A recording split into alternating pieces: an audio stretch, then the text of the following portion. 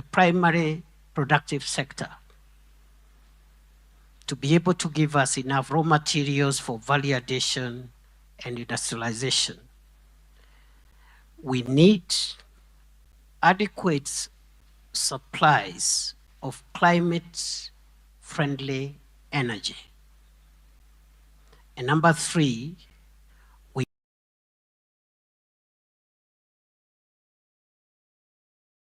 need reliable water for irrigation and industrial use.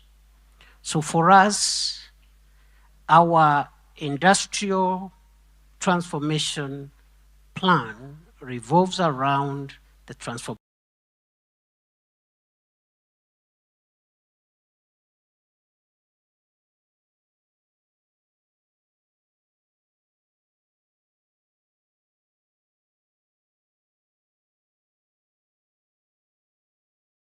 of the private, the transformation of the primary sector, starting with agriculture. Secondly,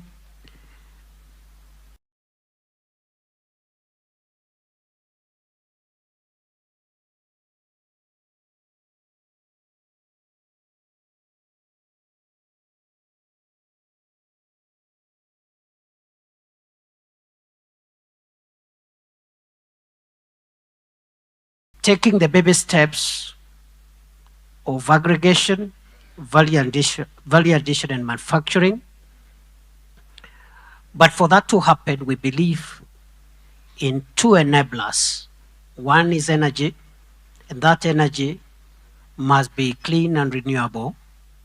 And number two, we believe in adequate water.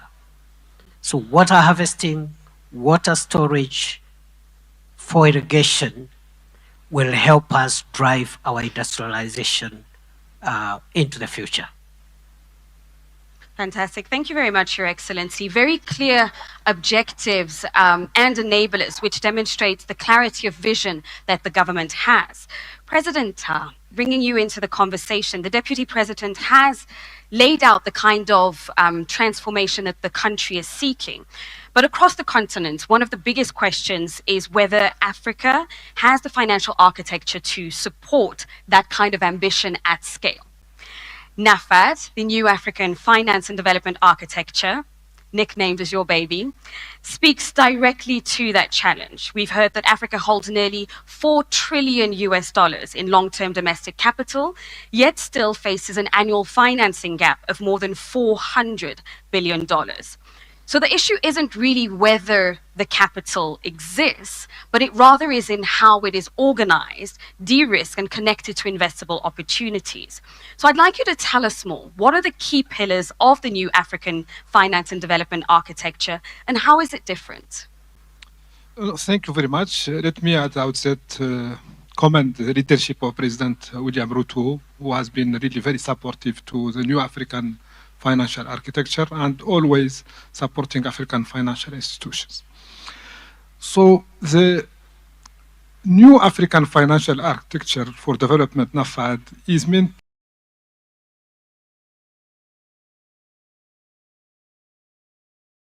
really to respond to a dear need among African countries, really to fight fragmentation.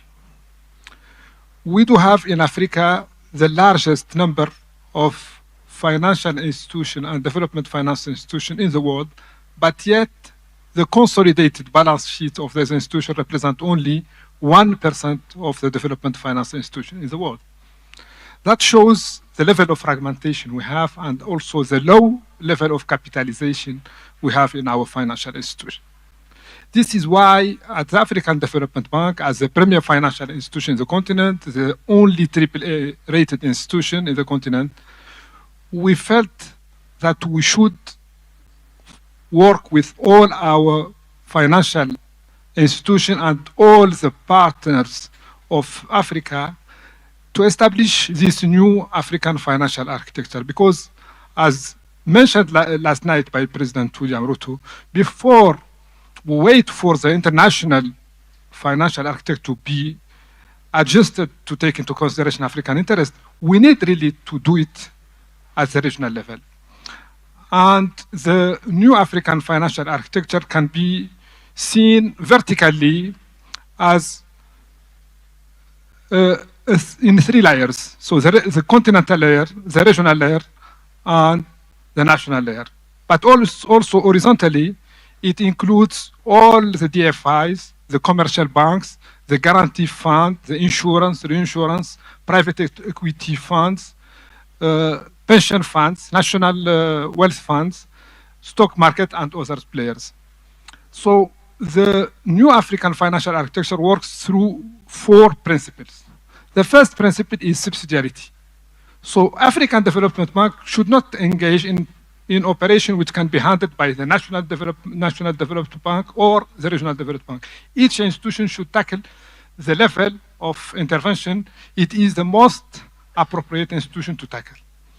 The second principle is a principle of coordination. We should not work in silos. We should work as one system and we should coordinate together. The third principle is a principle of complementarity. So we should work to complement each other and join our forces to deliver integrated solution for the continent. And the fourth principle is risk transformation. And this is where Atidi is the key element of the system. Because what we lack in the continent is not resources, as you rightly mentioned, but is how we can channel those resources to fund our development. We are sitting on trillions of savings across the continent, but this trillion cannot be channeled to finance our development unless we have the confidence Atidi can provide us. Thank you very much for providing those insights. I'd like to come back to some of the points that you've made, but before that, the demonstration is in the fact that you have actually increased your shareholding in Atidi, with NAFAD now being the principal architecting body overseeing that. The overall vision, the high-level objectives, and the need for Africa to build a more coordinated financing system. Now, where my curiosity leads me, and my next question is directed to you, Mr. Moses, is how will the AFDB's $125 million investment into ATD impact infrastructure and investment projects across the continent? What will this look like? No, thank you very much for having me. Let me start by saying the model that you've been hearing about Atidi is about giving confidence to investors. Okay, so if we give confidence to investors, we can bring those enterprises that value add, as already said by the Vice President. We can work with investors to build the infrastructure that takes the raw materials where they are being produced and manufactured. So ultimately, an economy will grow when businesses grow. Now, businesses grow when they are confident. And it's been mentioned already by the Vice President that there's policies that governments put in, and governments need to honor those policies. However, as we all know, sometimes it doesn't happen. Policies change, and projects get stranded. Now, if you were an investor, you had put your money in a 25-year project, and assuming that the policies that the government have provided for you will stay for 25 years. But 5 years later, there's a change of policy. Where does the investor go? The investor struggles. This is the idea behind Atidi, to give confidence. And we have proved for the last 25 years that when we bring that consistency, when we bring that policy consistency, we say, okay, the government messed you up, we will make you whole so that you can make the confidence investments flow. So from 2001 up to 2026, we have seen a cumulative amount of $93 billion being mobilized. Now, $93 billion for an institution which is nearly $1 billion in capital, how do you achieve that? It's impossible. But when you analyze it, you realize that Atidi has been a very efficient mobilizer of private capital. This is why President Sidi realized that, okay, when you look at all the champions that could actually achieve the ambition of Africa, we need efficient vehicles. Yeah? Would you drive a Ferrari or would you drive a Peugeot? Those kind of discussions. So we are really the first efficient mobilizer of confidence. Every dollar that we get from investors, we are able to multiply it up to 10 times, thanks to reinsurers partners in this room. These are the people that make it possible. Now, that $125 million that the president graciously gave us, and thank you, we are able to multiply it 10 times. So that translates to an additional 1.25 billion annually. So you can imagine after 5 years, that could be what? 5.5 billion. You do the math. So you can imagine the impact. This is the core. This is the reason why we are saying the more capital we get, the better we can organize and mobilize investments by de-risking capital that is already in here. That is the other side of it, will come through for you so that you can pay your pensioners. That is the promise. So really, I would say to the Vice President, if governments could be consistent in their policies, we don't need Atidi. Investors will be confident. That's my answer. Thank you. Thank you very much, Mr. Moses. Now, coming back to you, Deputy President, Your Excellency, you outlined earlier some of your industrial priorities. Now, we've heard that the credit is available, that we have strong institutions like ATD mobilizing capital. I'd like to know from a government perspective, how are you creating an enabling environment for capital to be able to move towards you? Thank you very much. Maybe as I spoke about agriculture, energy, and water, I left out trade and logistics, which is a very important addition to the whole resources to modernize our roads and airports and seaports and so forth. But to answer your second question on what we are doing to create enabling environment for investor confidence, one, I spoke about policy continuity, because one of the biggest problems for Africa and much of the gap between public and private capital, because the public sector doesn't have enough resources to undertake some of the ambitions that we have. So that money will have to come from private investments. But in the past, there has been a dichotomy. That dichotomy must be bridged so that going forward, we can invest together in a project. It doesn't have to be either or. We should be doing that jointly. And that partnership should be able to assure some of the investors who are looking for long-term solutions. We are doing that already. We've started with some of the dual carriageways we are doing presently. And now I think this week we'll be beginning with the modernization of our main airport here, using a PPP model, putting money, public resources, and then bringing in investments. And we are also working on our other fundamentals to ensure that the policy interventions we are making will outlive a particular administration.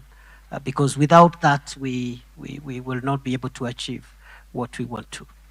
Thank you, Your Excellency. And that really speaks to the earlier point that we heard from President Ta on the importance of harmonization, coordination, division of responsibility in moving forward towards a common architecture for financial institutions. Now, going back to your earlier point, President Ta, concretely, what are the next steps for NAFAD? Thank you very much. So the first phase of the NAFAD is the recapitalization of Atidi and also the enlargement of its shareholders. So we are really very keen to see all African countries joining Atidi in the next coming months and years. But also the recapitalization of Atidi will include also the contribution of African financial institutions. And we are thankful are very grateful to our partners outside the continent. Germany has recently joined Atidi and became the largest non-regional member of Atidi. We thank also Japan, who through Nexi has been also one of the non-regional members. We thank also Spain and Italy, UK through UKF, but we are expecting other non-regional members to join. On the African side, the recapitalization also will help the bank will help Atidi to have a stronger capital base. And in that regard, we are working with the management of Atidi and with our partners to mobilize resources to help our countries to pay for their contribution in the capital of Atidi, either for existing members to increase their participation, but also for non-members to join and to pay for their contribution. So, of course, NAFAD is a whole system, and part of the new initiative we are also working on is to work with the African Pension Fund to mobilize more resources to fund African development, to work with insurance and reinsurance industry also to mobilize some of the resources, to work with African sovereign funds to mobilize investment for the development of the continent, to work with capital market to deepen their market, but also to get them to work together toward a Pan-African stock exchange, because our market individually are very small. So we need really to link all African stock market to have a continental stock market. We do have also some initiative related to, for instance, recapitalization of all African DFIs, mobilizing resources at scale to recapitalize all African DFIs, and also to develop mechanism for domestic resource mobilization. So one of the initiatives we are working on is what we call the NAFAD multiplier, which will enable us through injection of capital to regional and to national to enable them to raise funds in their regional and domestic markets. Excellent. It sounds like you have a bold, ambitious, but quite a lot of work on hand, but very important for our continent. Now, taking your earlier point, Mr. Moses, and in fact, looking at some of the points that have been discussed already on the panel, $93 billion is not a small number by any means of the imagination. But we have to look at the cost of that capital. How are you working, and how are some of the products that you've rolled out working towards lowering the cost of capital for the projects? Well, thank you very much.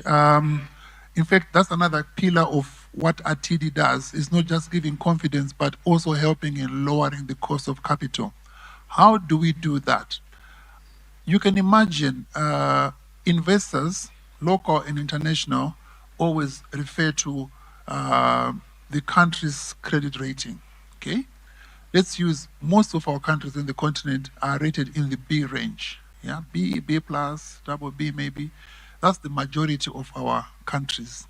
So when an investor looks at that, they say, if I have to do an investment in country Y, my risk premium is X, just from the rating. Of course, in Africa, they even add another premium. We call it the bias premium, yeah? So it's not just the rating premium, but also the bias premium. So that 2%, which was the implied risk premium, there's another bias premium of another 1%, it adds up at 3%. So automatically, any project in Africa is got a cost of doing business of 3%, okay? Now, what did Atidi do to try and solve that? Atidi said, okay, we need to also get the rating as an institution. And as you saw in our timeline, since 2008, Atidi attained a rating of A by S&P and A3 by Moody's. And I think Moody's improved it in 2024 to A2. So really, we are investment grade. Now, so to the investor, if they see an investment grade protection for an investor, they are now looking at that country plus the cover from Atidi. So the blended rating is now investment grade. So rightly so, you should ask the investor, surely an A-rated investor, what is their premium? Oh, they tell you 1%. So you see, we were supposed to pay 3%. Just because of our protection, they're charging 1%. That's how we reduce the cost of doing business for our countries. So indeed, investors can make an equivalent to say, okay, an A-rated institution in Europe or America or wherever, it's the same as in Africa. So we've made Africa investment grade. That's how we reduce the risk of cost of doing business in Atidi, and we want to do it at scale. There's no magic to it, it's just the same. Let's play the game that the investors play, but do it fairly and demand that why should you still charge a higher rate for an investment grade? Your industrial priorities, and where is there room to grow? The room to grow is in optimizing the resources that have been mobilized to give us value for money. And I think for us, we are investing as a country in governance so that to make sure that the resources mobilized give not only a good return for investment for the investors, but also they are able to help us maximize on the public goods that we require to deliver to be able to transform our economy. So what we've done, for example, around the area of trade and logistics and infrastructure is to make sure that we establish a national infrastructure fund that is governed separately from our normal budget operations. And I think we're in the tail end of operationalizing a very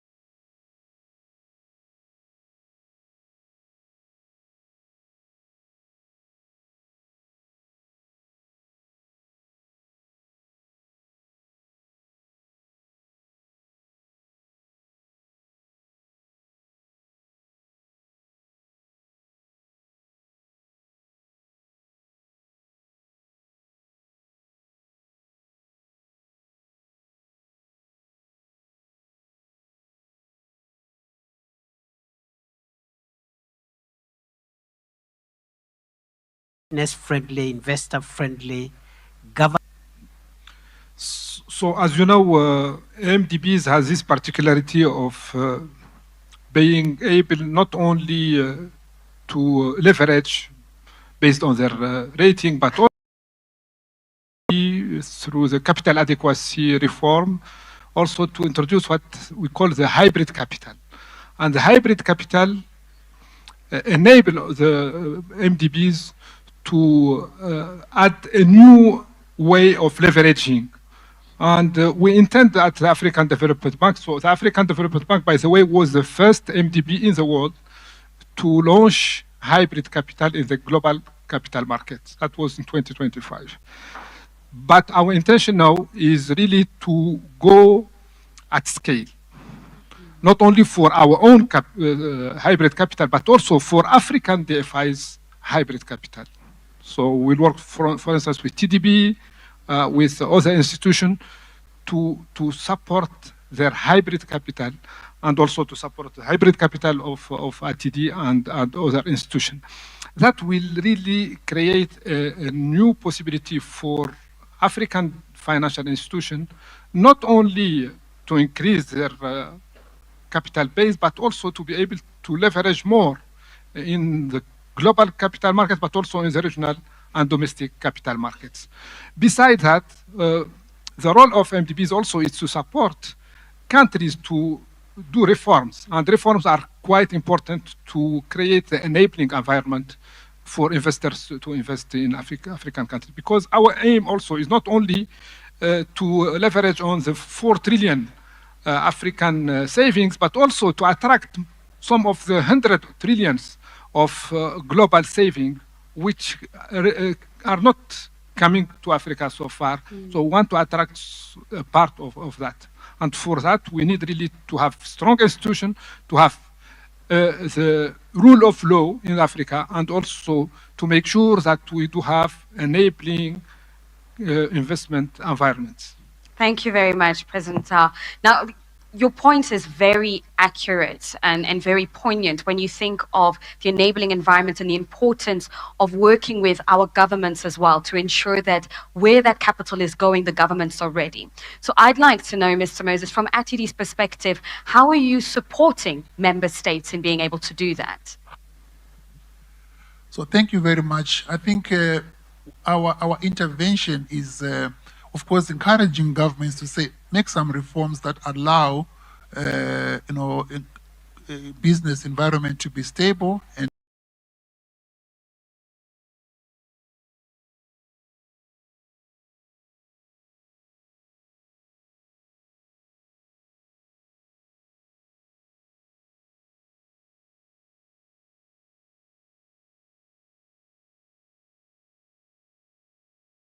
attracting investors. Once you do that, make it clear, and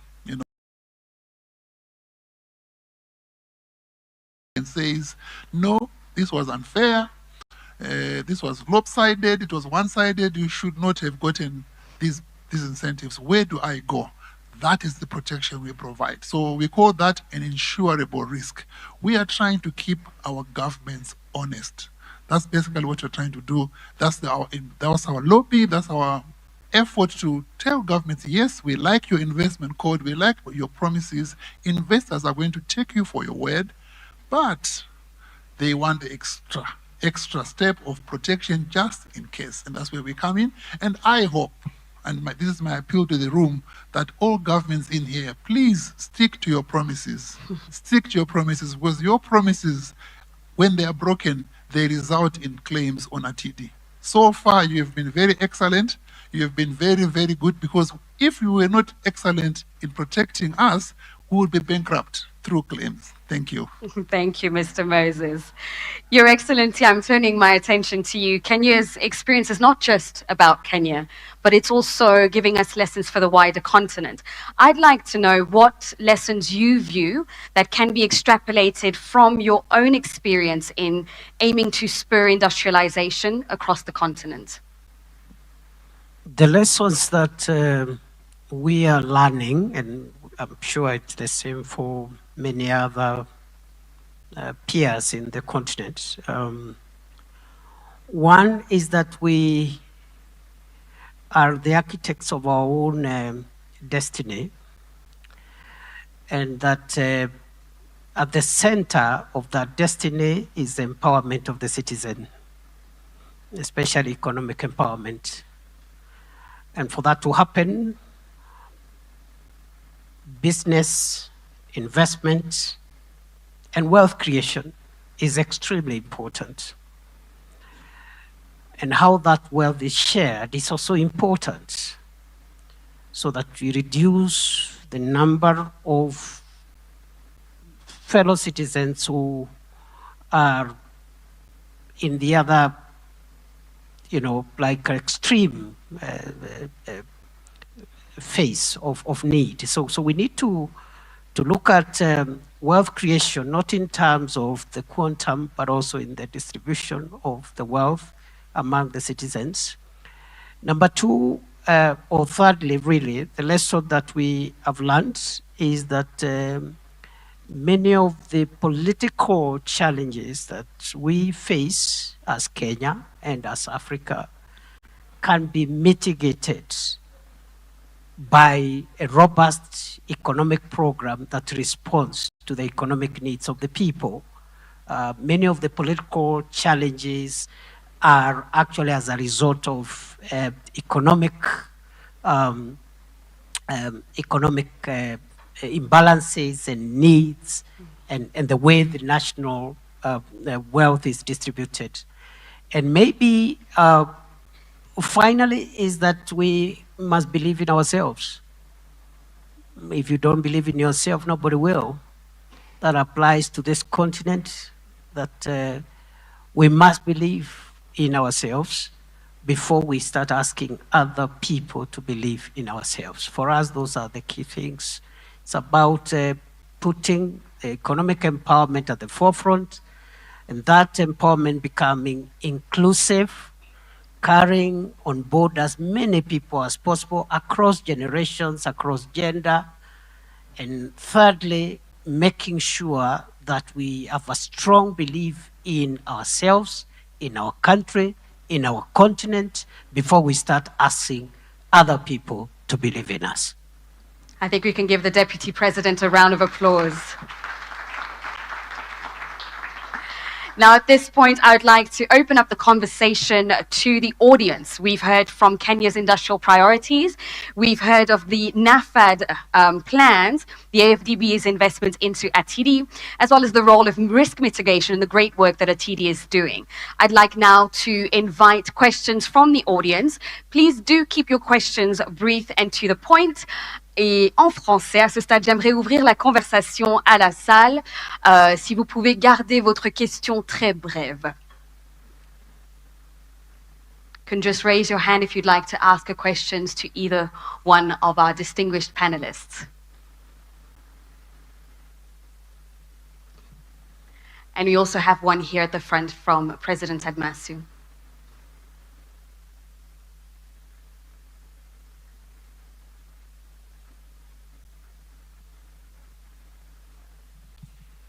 Thank you, Madam Moderator, and a very good morning to the distinguished panel. Just a very brief question, because we here in Nairobi and elsewhere in the continent have been hearing a lot of pleas to the global stakeholders around the global financial architecture. And I think now that we're showing some credibility at home by driving charity at home, as they say, it begins at home. Do you think now, with the momentum we have in the continent on our own front, that we might be heard a little bit better globally? Maybe Dr. Atidi, but anybody who feels they could. Thank you very much. Thank you very much for the question. So I do believe that the recent summit in Nairobi, the Africa Forward Summit, was a starting point for Africa to make its voice heard outside the continent, particularly with regard to the new African financial architecture for development. And President Ruto and President Macron took this message to the G7. And recently we had this opportunity, and African Development Bank has been invited to attend the Leaders Summit in Evian. And that was a great opportunity for us to submit our vision of the new African financial architecture for development, but also what we expect from non-African partners, and particularly the G7, but also the OECD and other partners, how we can really strengthen the partnership with them, and particularly in the area of supporting Atidi and supporting NAFAD in general. So what we came up with from the Evian Summit is very clear, and it has been also clearly mentioned in the communique of the summit, where Atidi and NAFAD have been really mentioned very clearly and endorsed by the leaders of the G7. So we are quite optimistic that in the coming months and coming years, the voice of Africa will be better heard on the international arena. Excellent. Just to add that I agree with what the President has said, that the push for reform for the global financial architecture, and generally the push for reform on all the other aspects of global multilateralism, is beginning to yield fruits, and I'm very hopeful, and Kenya believes that that effort is not in vain, because as they say, once you write and tell your own story, it is very difficult to be ignored, because I have heard a proverb that before the lion learned to tell its story, the story always glorified the hunter. So we have learned to tell our story. And we are telling it not in words, we are telling it in doing. For example, what we are doing here today, celebrating 25 years of positive move towards financial freedom for this continent. So we are on course, and I believe the effort is worth the while. And I want to encourage the leadership of our continent to remain focused and put their feet on the pedal until we reach there. It is possible. Thank you, Your Excellency. I have time for one more question. I have a gentleman here. Your Excellency, Professor Kindiki, my name is Moses Tigomurugendo Tahobari. I'm from Uganda.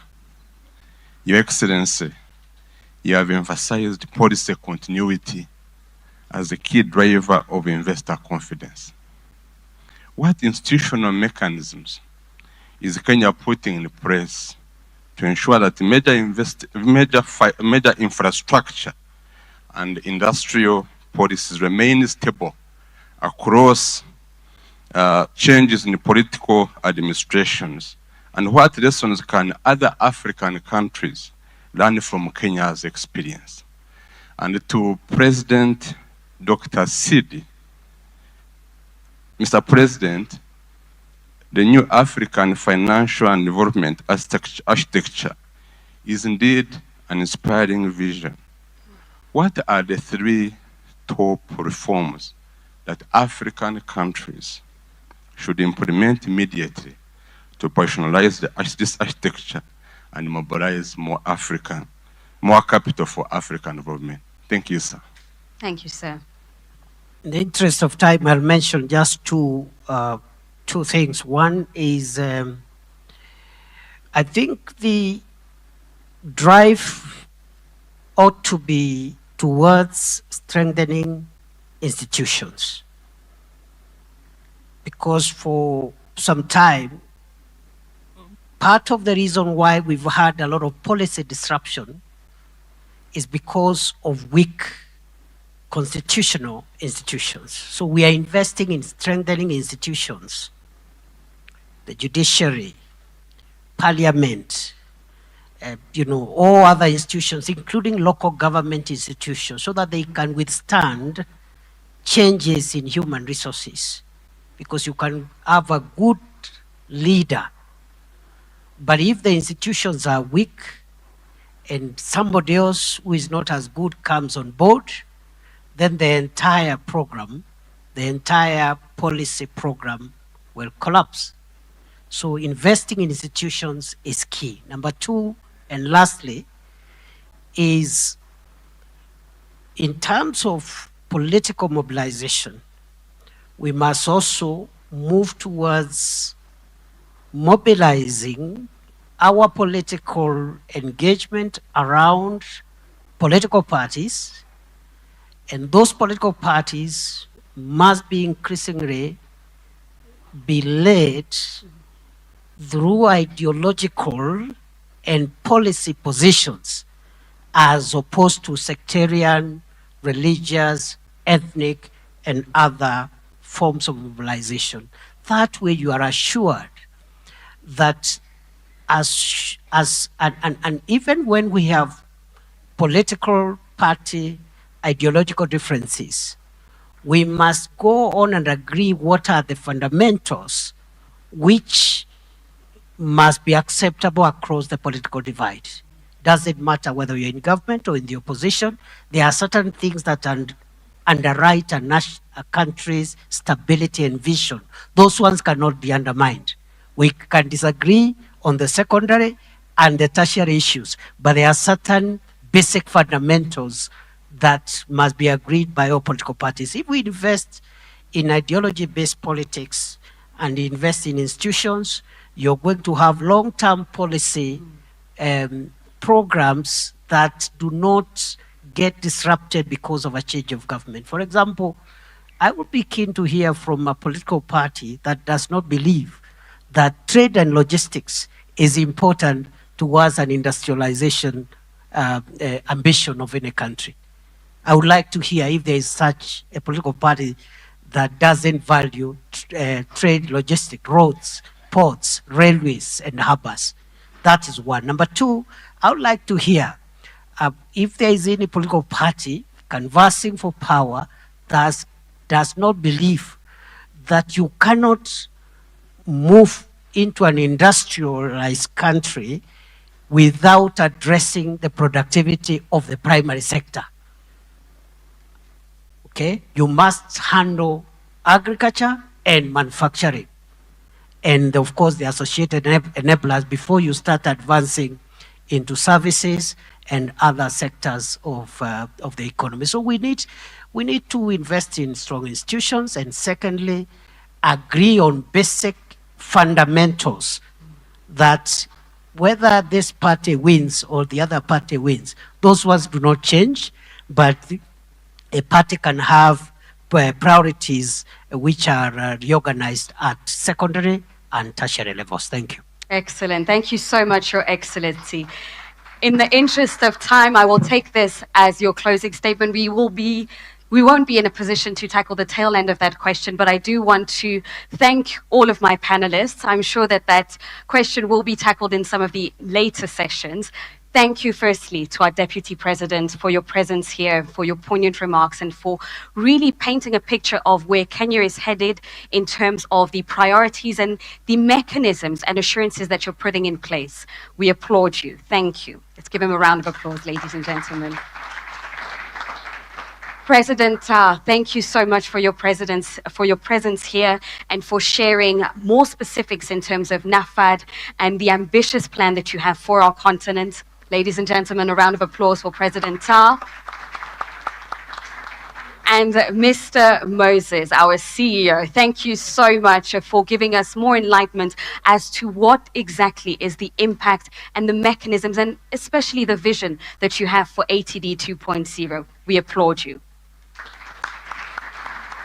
Ladies and gentlemen, another big round of applause for our leaders panel.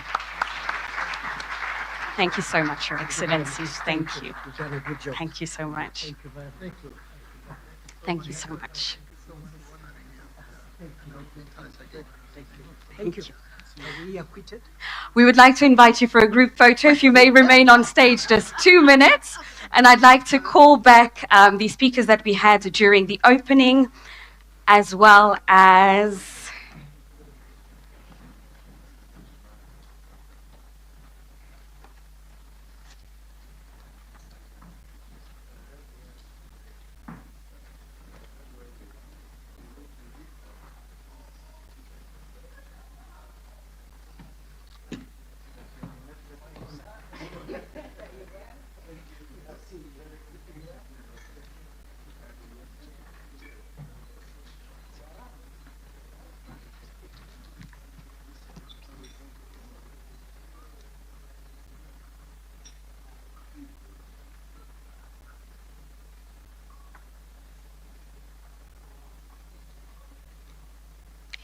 Deputy Chair, our Chair for ATD, the representative cabinet secretaries, President Ta, the CEO, and His Excellency Erastus Mwenche for the group photo.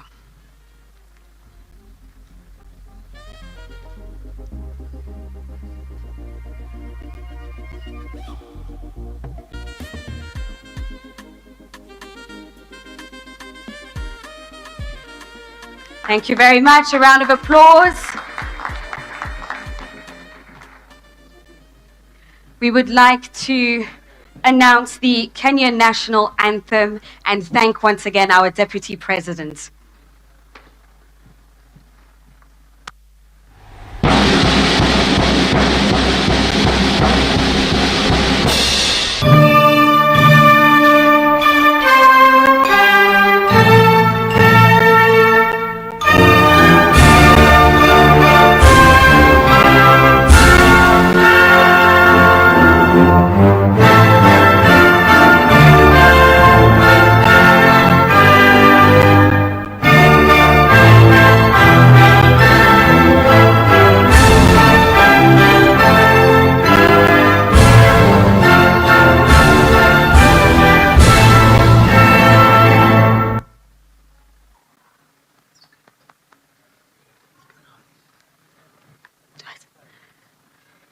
Ladies and gentlemen, a round of applause as our Deputy President exits the room. Once again, thank you for your presence here, Your Excellency.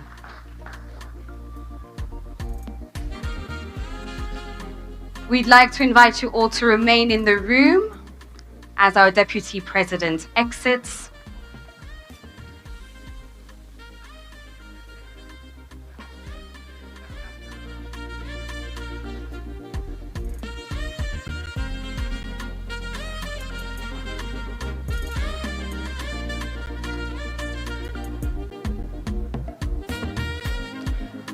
So we have quite a program still to come.